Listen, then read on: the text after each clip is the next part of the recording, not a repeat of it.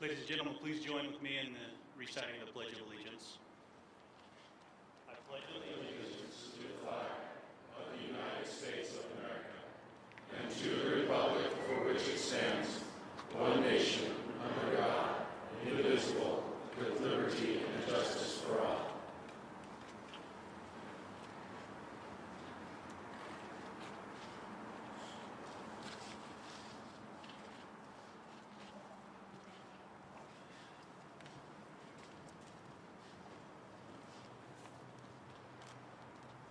You may be seated. Thank you.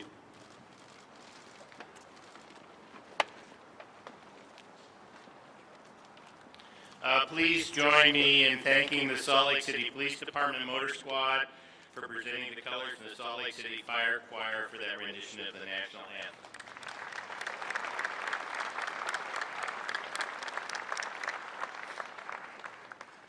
I would like to welcome you all to this meeting of the Salt Lake City Council and Oath of Office ceremony. This is the ceremony during which the officials who were elected to serve you in November's election will receive and affirm their oath of office. I would also like to extend a special welcome to family members and guests of the council members and council members-elect, as well to all of the elected officials, community leaders, residents, and city employees in attendance today. Welcome.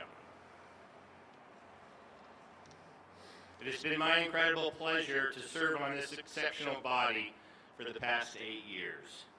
A good friend and fellow elected official recently told me how impressed he has always been with the Salt Lake City Council. They are not like other councils anywhere, he said. You all really know your stuff. I can assure you that these people today know their stuff. They are totally committed to the neighbors and residents they serve. They are deliberate, thoughtful, and passionate. And they are kind and caring, and they have great empathy. 4 elected officials will take oath of office today. Councilmember James Rogers, who will serve District 1 for a second term. Councilmember-elect Chris Wharton to serve District 3.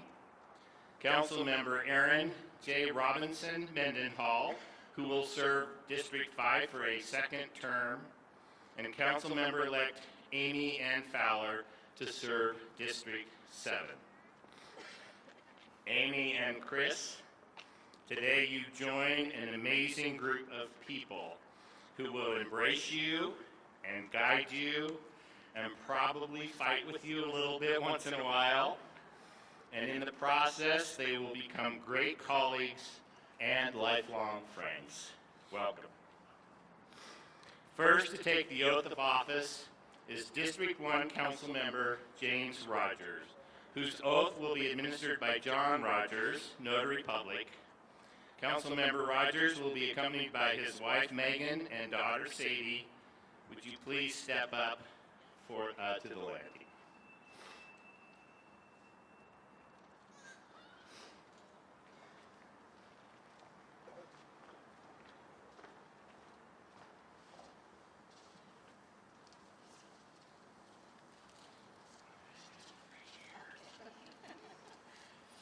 What does it say, John? I'll tell you. James, raise your right hand, please. Please repeat after me. I, James Rogers, do solemnly affirm I, James Rogers, do solemnly affirm that I will support, obey, and defend that I will support, obey, and defend the Constitution of the United States the Constitution of the United States and the Constitution of the State of Utah, and the Constitution of the State of Utah, and that I will discharge the duties and I will discharge the duties of my office with fidelity. of my office with fidelity. Thank you, that will do.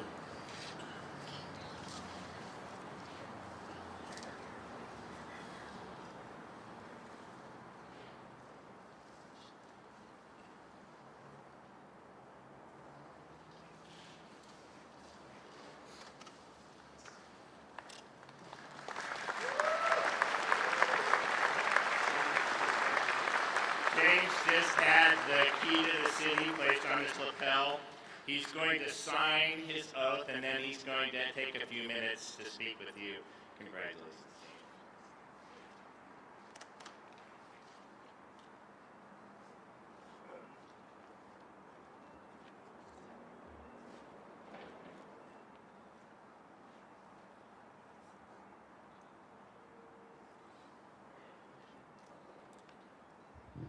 Well, there are a few things different today than there was 4 years ago. I'm wearing a coat. 4 years ago, I wasn't wearing a coat and it was awfully cold. I've lost a few hair up here, gained a few here. I've widened out a little bit, but I think that comes with age and with beauty, is what I'm told. It is such a tremendous honor to be here with all of you today. I can't believe it has already been 4 years since I first experienced an inauguration. That was such a memorable time for me and for my family. You can't help but feel the significance of office when you are surrounded by so many people who invest so much into our community. I just need to thank my wife, my children, my family, our friends, with all the stuff they've put up with over the past 4 years. We've got 4 more to go. But I feel like this is one of the most important aspects of any inauguration, which is the oath of office. It represents an opportunity for an elected official to demonstrate their commitment to all the people who have supported them for the last 4 years. I have been entrusted by my friends and neighbors from Salt Lake City's District 1 to safeguard their interests and represent them in the way that benefits and improves our community. I have strived to do that in the best way I know how, which is by listening, just like our friend who's over there yelling across the street. Everyone turn around and wave to him. Hello!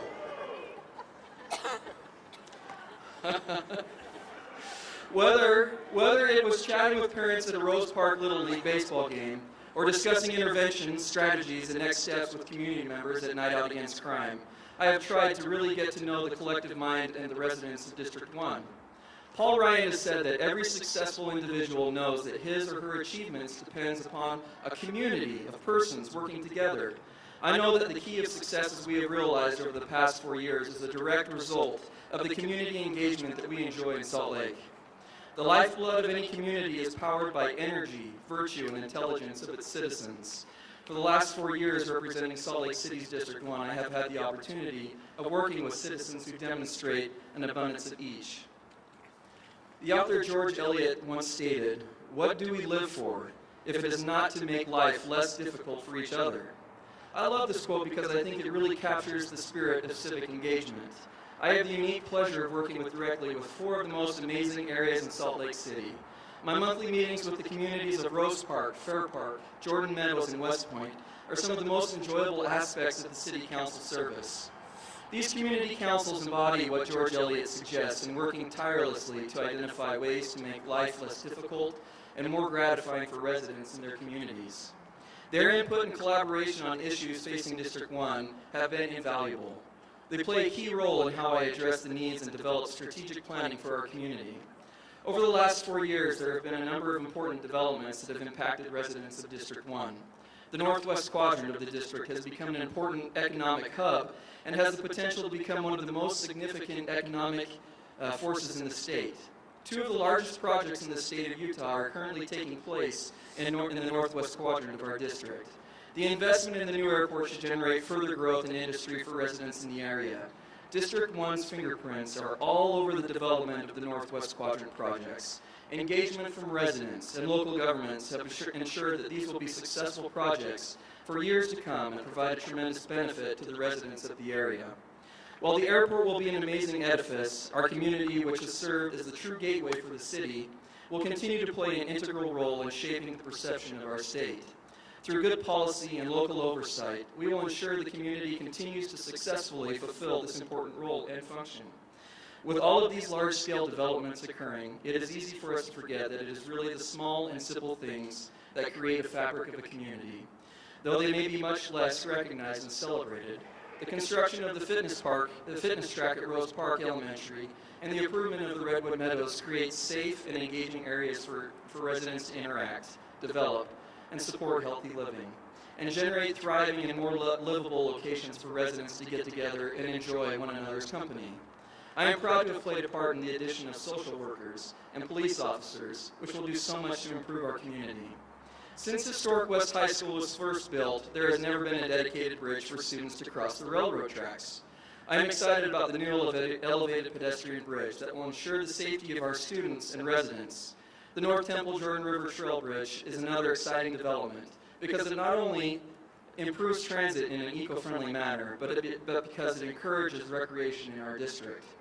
This accomplishment has been over 50 years in the making and will provide a tangible benefit to our community. I am so optimistic about the future outlook of our city and am truly excited to work with many newly elected officials and representatives. However, I would feel remiss if I didn't take a moment to identify the tremendous efforts of some former elected officials. First, former Mayor Ralph Becker, Community Council members Stan Penfold, Lisa Adams, Luke Garrett, and Kyle Amalfa.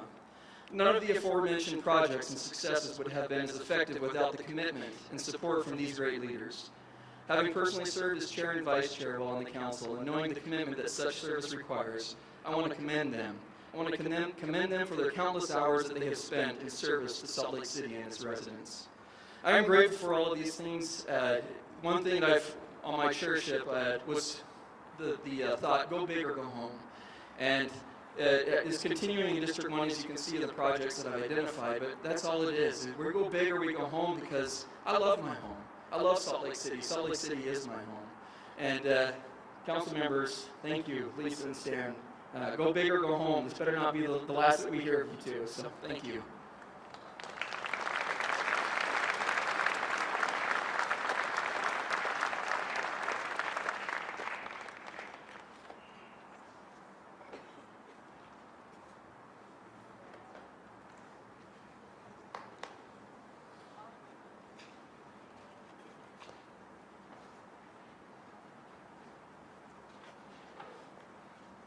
Thank you, Councilmember Rogers, Megan, Sadie, and John. Thank you very much.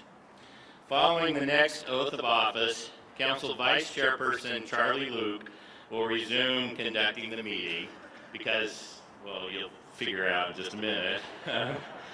Next to take the oath of office is District 3 Councilmember-elect Chris Wharton, whose oath will be administered by Justice Paige Petersen of the Utah Supreme Court.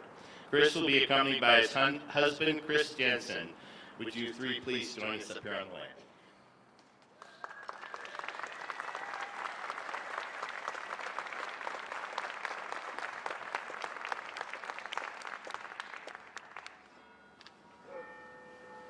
All right, will you please raise your right hand? I, Christopher Wharton, do solemnly affirm I, Christopher Wharton, do solemnly affirm that I will support, obey, and defend that I will support, obey, and defend the Constitution of the United States the Constitution of the United States and the Constitution of the State of Utah, and the Constitution of the State of Utah, and that I will discharge the duties and that I will discharge the duties of my office with fidelity. of my office with fidelity.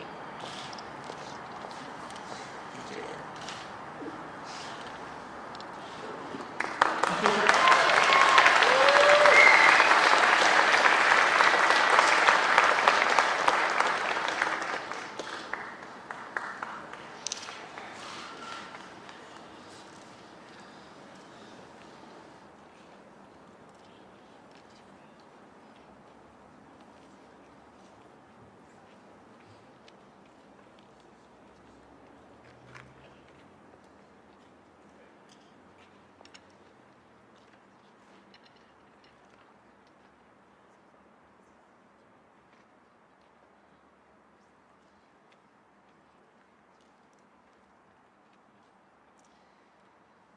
Thank you, Stan, and thank you for your service to District 3 and to the people of Salt Lake. Standing before you today on the steps of this beautiful building, I'm humbled and inspired. For me, community service has always been a calling, and to have earned the support of my community in return is something that I will always hold near and dear to my heart. Thank you to my thoughtful and loving husband, Chris, for always encouraging me while also keeping me grounded. Thank you to my parents, Tom and Cindy, and my extended parents, Grandma Janet, and Rick for always believing in me, even when I doubted myself. I want to thank my grandparents, Tom Sr. and Pat, who are no longer with us, but whose sense of civic duty continues to shape who I am today. To the rest of my family, especially my most ardent and outspoken supporter, Erin, thank you for being my safety net and for always being there whenever and wherever I needed you. Because pets are a big deal in District 3, I also want to thank Blanche the Corgi and my cats, Tim Gunn and Ferguson, for being my only loved ones who couldn't care less about the campaign. I'm grateful to my network of loyal friends who donated, hosted parties, made calls, and walked door to door because they know my passion for Salt Lake City is contagious. Thank you to the other leaders and public officials in the community who lent your credibility to my name. Many of you are here today. I also want to thank my campaign team, Ryan LeRae and John Catan, and everyone at Grassroots Utah, for focusing me on the right things, making sure we all had the facts, and staying confident in our message. Finally, thank you to the residents of District 3 for being so enthusiastic and engaged in this election, and for trusting me to be your voice on the City Council. As we gather here today, speaking of the future of our city and the challenges we face, I can't help but reflect on our past. From its founding, Salt Lake City has been truly unique.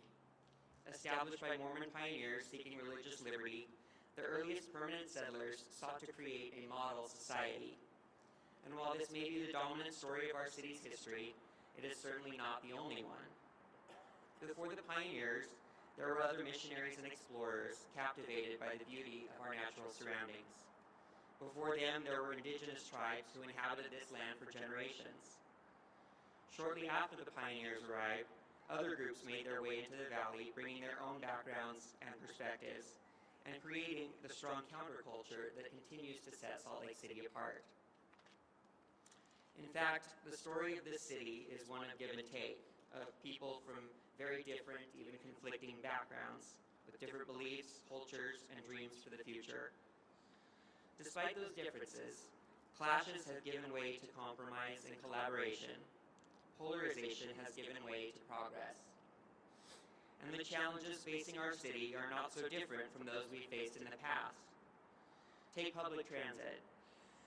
Between 1872 and 1892, the city expanded transportation from mule-pulled wagons to a fleet of electric streetcars covering 42 miles of track.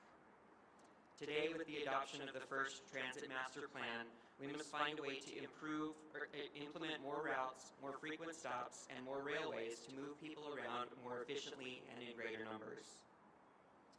At the turn of the last century, when streets and public amenities were stretched too thin, numerous civic leagues, most notably the Salt Lake Council of Women, worked with the city to improve parks, libraries, and thoroughfares.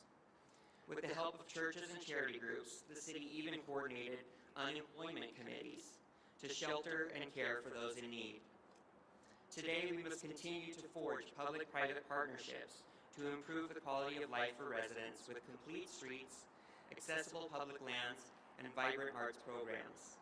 We must continue to provide resources and safe spaces for our most vulnerable populations, like children from low-income families, refugees, undocumented immigrants, and people experiencing homelessness. We face population surges and housing shortages. We face economic booms and downturns, changing industries and demographic shifts. Even clean air is something that we've overcome before. In 1908, Salt Lake City leaders championed efforts to reduce smoke pollution across the valley, an effort that continued into the 1920s. Once again, air quality represents the greatest threat to our environmental sustainability, and we must find new measures and build new coalitions to turn the tide of toxic air. These are just a few of the important issues the Salt Lake City Council will face over the coming years. As complicated and intimidating and novel as these problems may seem, we must not forget that we have faced these tasks before in some form. we've learned our city does best when all sides come together to move forward. That's how a city founded by a small religious minority became one of America's top refugee relocation cities. It's how an old western town became one of the best cities for millennials and young professionals. It's how a locality built on mining evolved to be one of the greenest cities in the country. And how, despite being in one of the reddest states, we have one of the highest queer and transgender populations in the nation. Frankly, it's how someone like me, a liberal, gay, millennial, sixth-generation Utahn, can represent the district that includes Temple Square, the Utah Capitol, and the two oldest, most established neighborhoods in the state.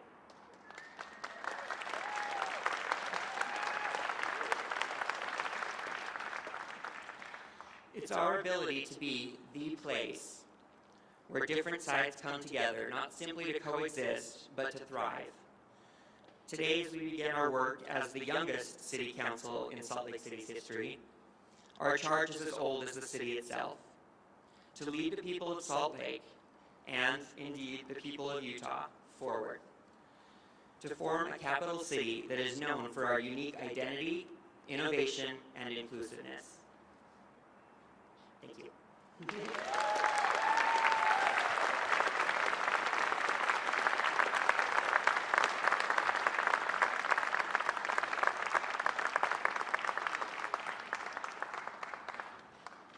Okay, thank you, Councilmember Wharton, Chris, and Justice Petersen. So you may take your seat and stand. Thank you very, very much for your service.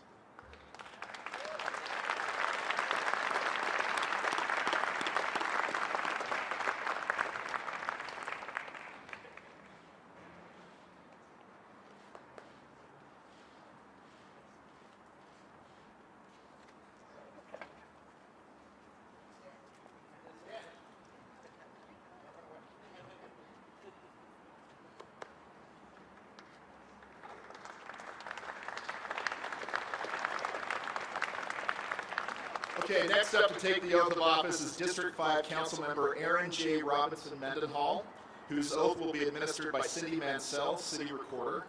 Councilmember Mendenhall will be accompanied by her husband, Kyle. Will you all please step up to the landing?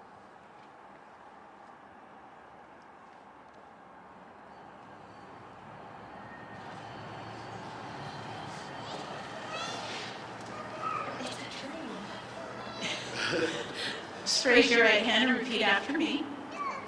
I, Erin J. Robinson Mendenhall, I, Erin J. Robinson Mendenhall, do solemnly affirm do solemnly affirm that I will support, obey, and defend that I will support, obey, and defend the Constitution of the United States the Constitution of the United States and the Constitution of the State of Utah, and the Constitution of the State of Utah, and that I will discharge the duties and that I will discharge the duties of my office with fidelity. of my office with fidelity. Thank you, sis.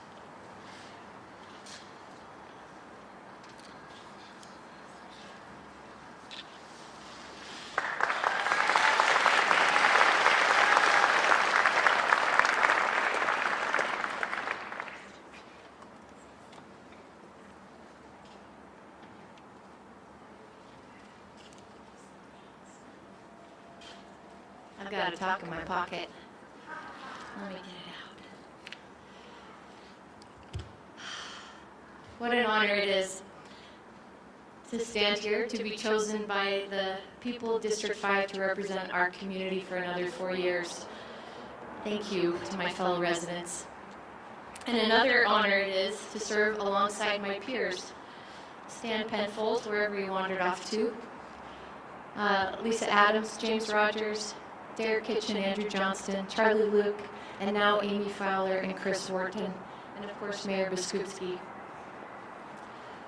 The four of us addressing you today, as you've heard and as I think I can say, we sit before you relieved that the election is over, excited to begin or continue our work, humbled and honored. And here many of you may sit thinking, I don't know why they do this job.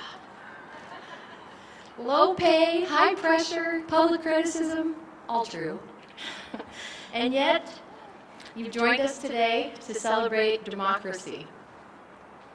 You, our friends and family, our colleagues, our campaign staff and supporters, Salt Lake City staff, elected officials past and present, and politicos. Regardless of your current willingness to serve in office or become a candidate, we all recognize the value of public service, of giving of oneself to the work of the community. I'll requote Councilmember Rogers and novelist George Eliot, who said, and quite poignantly, "What do we live for if not to make life less difficult for one another?" You do this every day already, serving your family, your neighbors, strangers, nonprofit organizations, churches, and more. This city is strong with community spirit and service of all kinds. It's that very sense of community that anchors us in times of disarray, times of loneliness, and even now, perhaps especially now, with the collective and growing frustration with federal politics.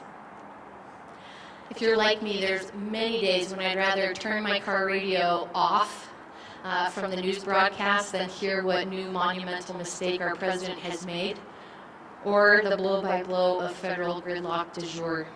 But these feelings of bewilderment and frustration have actually moved many people into politics all throughout history. The greatest president yet of my lifetime, Barack Obama, said, "Change will not come if we wait for some other person or some other time. We are the ones we've been waiting for, and we are the change we seek." As women in elected office, Mayor Biskupski, Amy Fowler, and I are part of a mere 27% of female-held elected seats in this state today. We must achieve greater gender equality in elected offices here in Utah.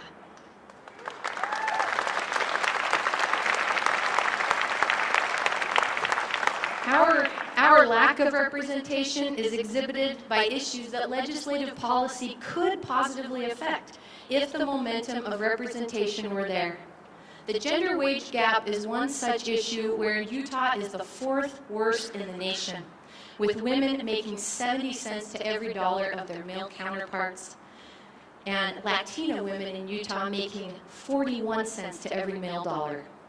26% of Utah's female workforce is the sole or primary breadwinners for their families. Gender pay inequity affects hundreds of thousands of Utah women and their families. I have been working with Mayor Biskupski and her administration on this issue, and I'm excited to see our work advance with forthcoming policy recommendations that include workplace expectations, pay decision processes, interviewing practices, and I hope child care opportunities for Salt Lake City employees. That's a nod to former Councilmember Jill Remington-Love, who started that ball rolling many years ago. Salt Lake City has never been shy to lead our state on important issues such as this, and it is the City Council that distills our community voices into policies that affect our everyday lives. Our quality of life as neighborhoods and as individuals is tightly threaded into the fabric of policy that's woven on the 3rd floor of this building. So today I'd like to make you an offer. Lunch. To discuss the strategy of your campaign for some public office.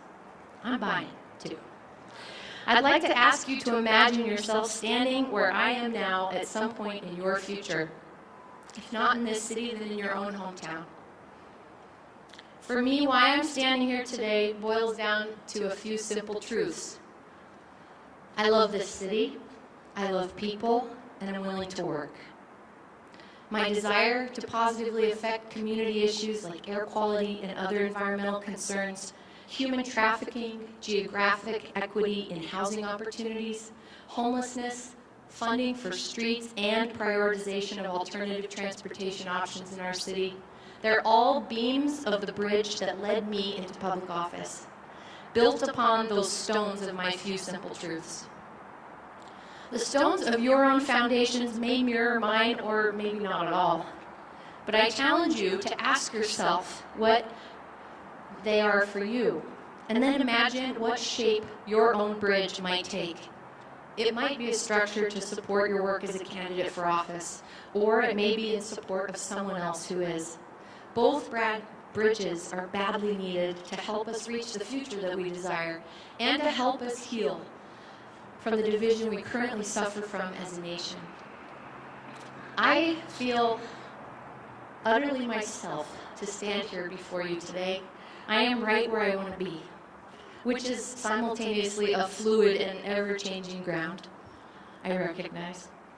I appreciate the wisdom of civil rights leader and mentor of Martin Luther King, Howard Thurman, who said, "There's something in every one of you that waits and listens for the sound of the genuine in yourself. It is the only true guide you will ever have, and if you cannot hear it, you will, all of your life, spend your days at the ends of strings someone else pulls." The genuine in yourself, as it turns out, is able to be taught and nurtured, and even allow you to change your mind. This office, perhaps every elected office, allows you the opportunity to learn far more than you imagined as a candidate. It offers you the grinding stone of public opinion to hone your tools for making decisions. This position allows you to learn from the best of the best, from public utilities to sustainability, from HR and IT to the airport, police and fire to the library, our own brilliant city council staff, and so many more. It is a humbling and dynamic experience. I want to thank my campaign manager, Michael Iverson, my amazing children, Everett, Mila, and Cash, for your patience and love and support of my work. I thank my husband, Kyle, for your firsthand understanding and your love, and for keeping your opinion out of my work. And I thank my brothers, Liam and Blake, and our parents, Mom, Sue, Tony, John, and Lisa, for all your love and so much childcare. 4 years, that's what we're offered to do our best for our neighbors and for this city. I'll end by echoing Vice President Joe Biden, who said, "Do nothing or take history into our own hands as few generations are given the opportunity, and bend it in the service of a better day." Thank you.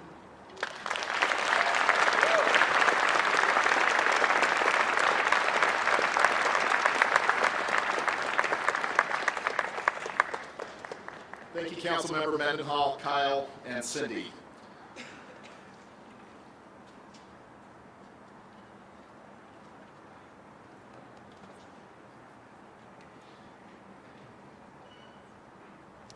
Next to receive the oath of office is District 7 Councilmember-elect Amy N. Fowler, whose oath will be administered by Justice Deno Himonas. Amy will be accompanied by her wife, Paige. Would you three please step up to the landing?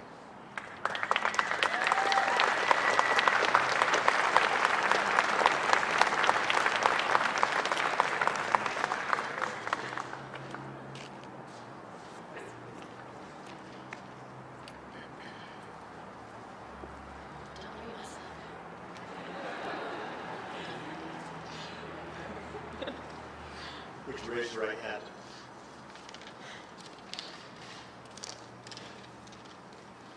Please repeat after me.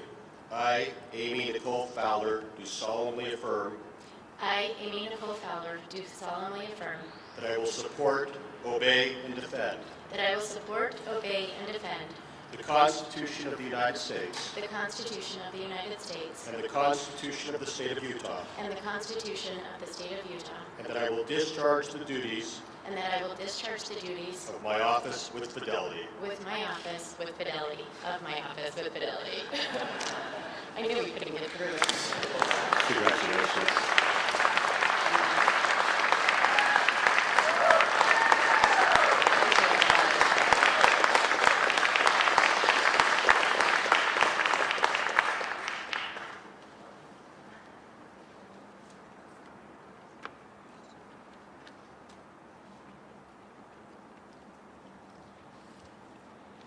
Page out of Erin's book.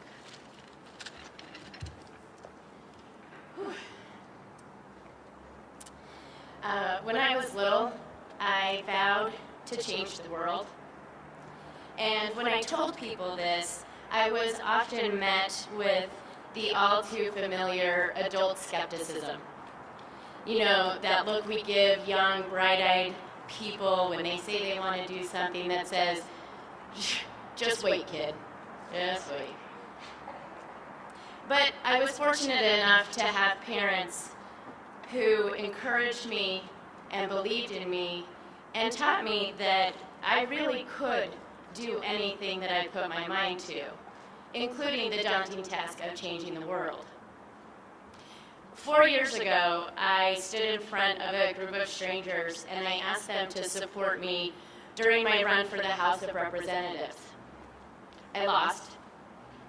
And then 2 years ago, I did the same thing. Worked hard, stood in front of a group of strangers and asked them to support me in my run for House of Representatives. I lost again. It was at that time that my own adult skepticism started to creep in and shake that foundation that my parents had instilled, showing me that maybe I couldn't change the world. But lucky for me, I have a tendency to surround myself with really amazing people that continue to believe in me and encourage me. My mentors, my coworkers, my friends, my partner, all gave me the ability to continue moving forward. In fact, convinced me to do such a thing. So, needless to say, standing up here, having just been sworn in by a friend, a dear friend and mentor of mine, looking out into all of your faces, I am deeply, deeply honored and humbled. And I cannot thank you enough, not only for the words of encouragement and the shoulder to cry on, which anyone who knows me, and you all will get used to this, I cry a lot. I'm surprised it's not happening right now, but wait.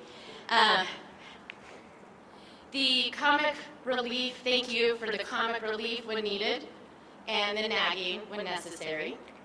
You know who you are. Thank you not only for the hundreds of hours of volunteer work, the time and dedication to my campaign, and thank you for all of those residents in District 7 who are putting their faith in me and what we are going to do in the future. But more than anything, and probably most importantly,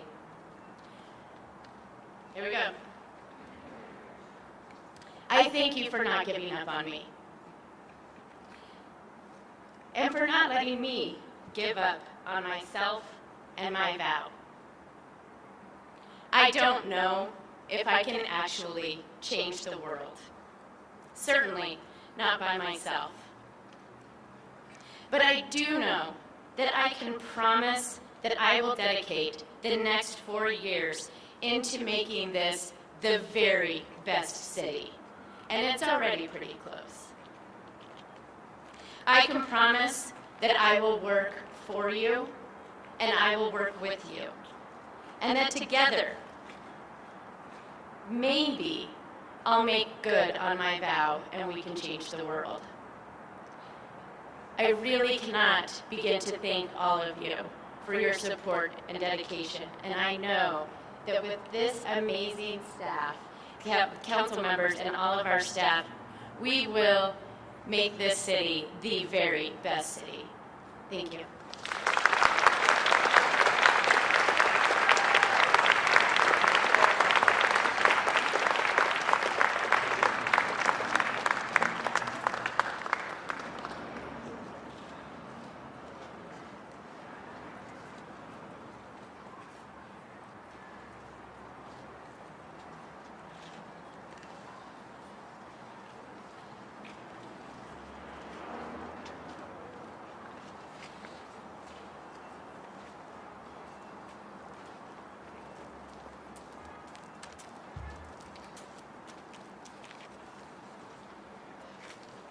Thank you, Councilmember Fowler, Paige, and Justice Deno Himonas.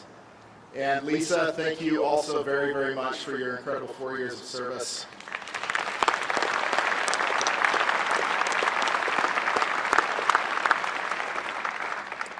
In the 1800s, the haka was performed by the Maori culture and continues today as a performance of strength and unity. Cultures from all over the world are represented in Utah, and we are proud to highlight the Maori culture in a performance of the haka. Their performance today represents respect and a desire to build unity. We're honored to have the Young Eagles Rugby sharing their culture with us.